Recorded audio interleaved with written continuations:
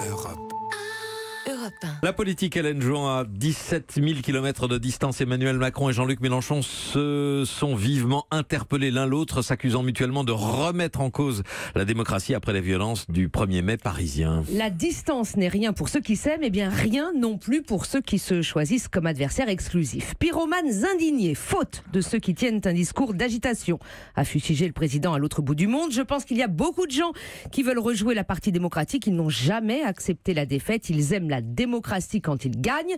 Accusations qui ont sifflé aux oreilles de Jean-Luc Mélenchon, qui goûte peu le rappel de son échec à 600 000 voix près. Retour à l'envoyeur immédiat, donc attaques indignes et mensongères. Ce que Macron ne supporte pas, c'est l'opposition. Qu'est-ce qui se joue derrière cette joute ? Savoir à qui incombe la responsabilité de la violence. Le président accuse le leader de la France Insoumise d'être l'inspirateur des actes commis par les Black Blocs.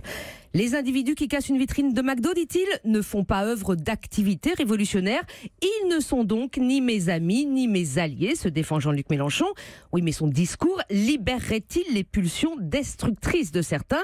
Toujours non, répond Mélenchon. La violence verbale est symbolique, expliquait-il hier. Elle remplace ce qu'on réglait hier à coups de revolver. Mieux, c'est une manière de maintenir l'ordre. Alors c'est un peu court parce que, s'agissant du respect de l'ordre démocratique, Jean-Luc Mélenchon flirte souvent avec la ligne rouge. À l'automne dernier, certains de ses amis s'étaient laissés aller à lancer qu'ils étaient prêts à renverser Macron. Et le numéro 1 de la France Insoumise avait fini quand même par concéder que là encore, on l'avait mal compris. Moi, je crois aux élections. Ouf, le dégagisme par les urnes et pas par la rue. Sauf qu'il est quand même curieux de défendre le pouvoir du verbe virulent pour bousculer et de s'en dédouaner quand il produit de la violence. Faire la fête à Macron, par exemple, demain dans la rue, c'est le mot d'ordre de la France Insoumise, joue sur cette ambivalence sémantique et politique. Faire sa fête à quelqu'un, c'est le frapper au minimum.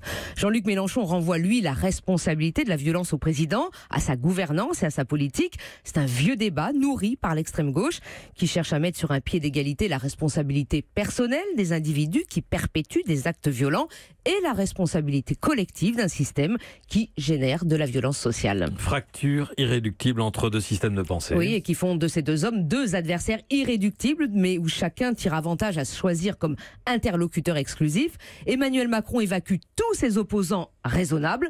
Jean-Luc Mélenchon se voit lui décerner le brevet d'opposant unique. Ils sont d'une certaine façon l'idiot utile l'un de l'autre. Hélène Jouan, Vincent ? Je me demande comment est-ce que la gauche radicale française peut faire le deuil de son héritage révolutionnaire, de tout ce romantisme de la lutte armée par exemple. C'est possible ça ?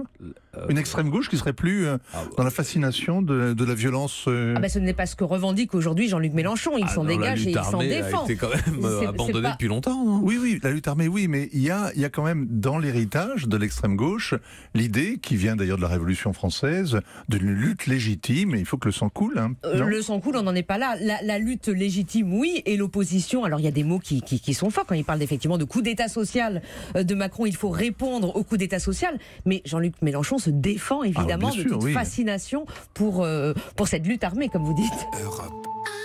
Europe 1.